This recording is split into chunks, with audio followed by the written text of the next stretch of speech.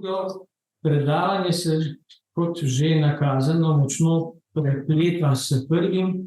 Gre za spletni portal e-tla, ki ima namen, domače povedano, dostaviti, omogočiti dostop do prostorskih podatkov tal, pa tudi do samih baz.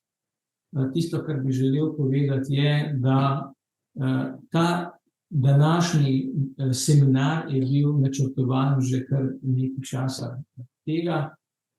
Medtem so se zgodile razne zadrege na Kmetijskem inštitutu, kar se tiče informatike, in zdaj ugotavljamo, da je tega po Sloveniji zelo veliko, in zadnje so tudi Eles napadli, tako da mi smo upali, da bomo danes dali končno verzijo, ampak bo na voljo v kakšnem tednu, dveh, drugače bi mi bilo veselje, da bi še pokazati, kako to deluje, in smo pristali na klasični predstavitvi. Skratka, portal e-tla, zakaj, kje in kako do njega pridemo, in potem se bomo sprehodili skozi te vsebine portala. Skratka, želeli smo ustvariti neko, bomo rekli, sodobnejšo blagovno znamko, ki ni zelo ozko vezana na Kmetijski inštitut, čeprav to zraste v Kmetijskem inštitutu. Upamo, da se nam bodo pridružili drugi raziskovalci in svoje podatke, ki so bili plačani iz javnih sredstev, tudi dali v možnost na uporabo, pa tudi koristili te podatke.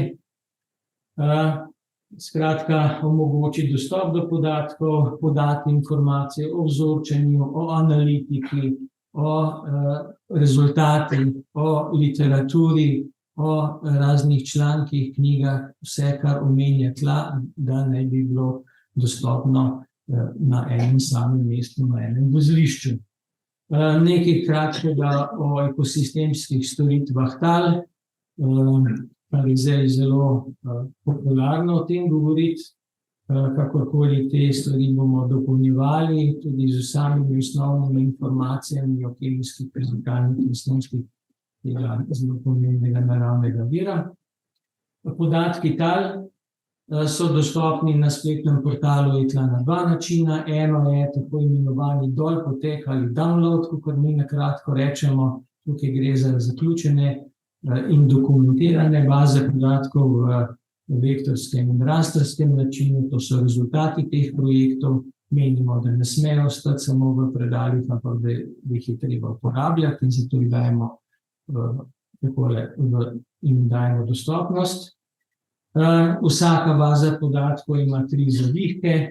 Eno je samo o sami zbirki, drugo so osnovni podatki, tehnični podatki o sami zbirki, in tretji del je tisti zavihek, kjer to bazo prevzamemo, oziroma spodaj nas klik na povezavo preseli v spletni list e-tla, kjer te vsebine lahko tudi vidimo. Jih postavimo v kontekst drugih podatkov prostora in drugih podatkov tal, kar daje izjemno interpretacijsko moč in dejansko generira neke nove informacije, in verjamemo, da je ta pristop za uporabnika zelo prijazen in zelo koristen. Skratka, kar se tiče dostopa do tega e-tla, geografskega portala, smo mi le naredili sistem, da je potrebna registracija. Stvar je seveda popolnoma zastonjska. Registracijo smo pa zahtevali zato, da imamo dejansko neko pogled, kdo vse ta spletni portal uporablja, in mi se srečujemo v teh testnih in starejših verzijah z večjim številom uporabnikov, tja že proti 200 korakamo, če se ne motim. Spletni GIS, to je tisto, o čemer sem ravno govoril, je dostopen tudi neposredno skozi drug zavihek. Zgleda takole. Tole je slika reliefa z pedološko karto, in drobne pikice so pedološki profili. Seveda je možno izvajati tudi osnovne operacije, raznih presekov, iskanja, druženja z drugimi podatki, ali pa tudi izpisati neke preformulirane podatke, tako kot je tale spis stalnega profila, navsezadnje uporabnik ne more gledati dolgočasne vrstice in stolpce, ampak mora biti to primerno interpretirano. Vzorčenje tal, naslednji zavihek na tem portalu, ki govori o tem, kakšni so postopki, kakšna so orodja. Tukaj bomo dali tudi še posnetke, ki smo jih pripravili, torej in predstavljajo različne načine vzorčenja tal za različne namene. Nekatere inštitucije v Sloveniji so pooblaščene s strani države, da strokovno dovzamejo talne vzorce in so tudi tukaj njihovi kontaktni podatki. Ne bom se spuščal v analitiko tal, ampak tukaj je zavihek na voljo, kjer so dejansko te analitske metode, ki jih poskušamo oziroma smo v fazi harmonizacije, priporočene analitske metode.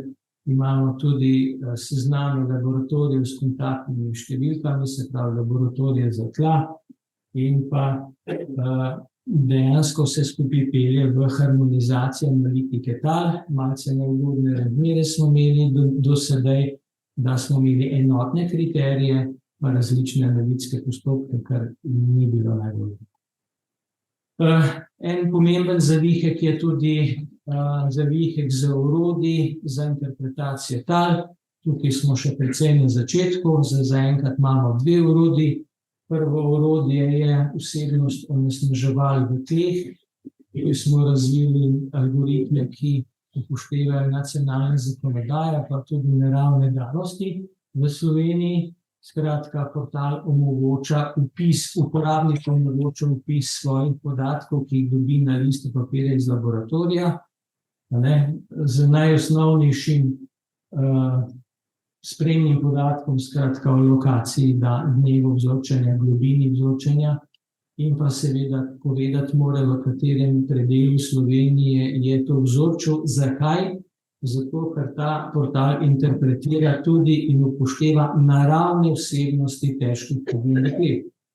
Poleg zakonodaje. Torej, mi povemo, ali smo v vzhodnih Dimeridih, ker so tam vsebnosti kadmija na primer drugačne kot v severovzhodni Sloveniji. Skratka, to je zdaj rezultat izpisa. Mi je žal, da se slabo vidi, dajmo tole malo povečati. Tole je primer za baker, cink in pa kobalt.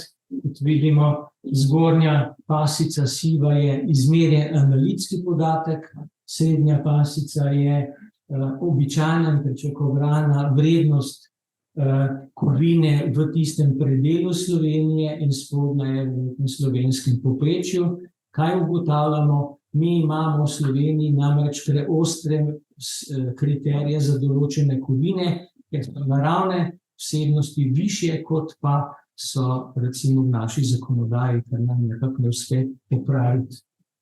In seveda ves tak izvid je možno natisniti, si ga prinesti kot PDF. Skratka, tukaj je korak, kako iz seznama analitskih podatkov iz laboratorija dobimo interpretiran dokument. Še hranila v tleh oziroma lastnosti tal, zelo podobna maska za nos.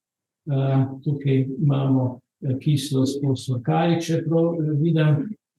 Če tole malce povečam, grem še na magnezij, kislost pa recimo vsebnost anorganske snovi, da si lahko uporabnik predstavlja, kaj je dobro in kaj je slabo v našem slovenskem kontekstu. Skratka, tudi tu je pripomoček, ki te stvari uporabniku olajša življenje pri interpretaciji. Skratka, ta orodja bomo razvijali še naprej. Tudi tu je možno natisniti. Tako, to je bilo, kar se tiče teh orodij. Mi smo pa v ta portal integrirali tudi spletno knjižnico. Spletna knjižnica temelji na odprtokodnem sistemu Zotero ali Zotero, ne vem, kako se naglaša. Dejstvo je, da smo tu zasnovali zavihke, kjer so poročila, kjer so predstavitve, kjer so knjige, publikacije in pa znanstveni članki, in bomo povabili vse tiste raziskovalce, ki bi radi omogočili dostop do svojih raziskav, do svojih izsledkov, da tule umestijo in tako bodo uporabniki imeli na enem mestu tiste najpomembnejše dokumente.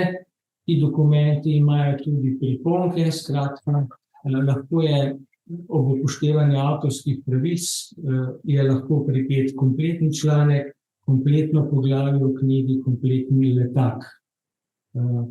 In tako jaz bi s tem tudi zaključil, kot ste ugotovili, sem tudi zdaj hitel.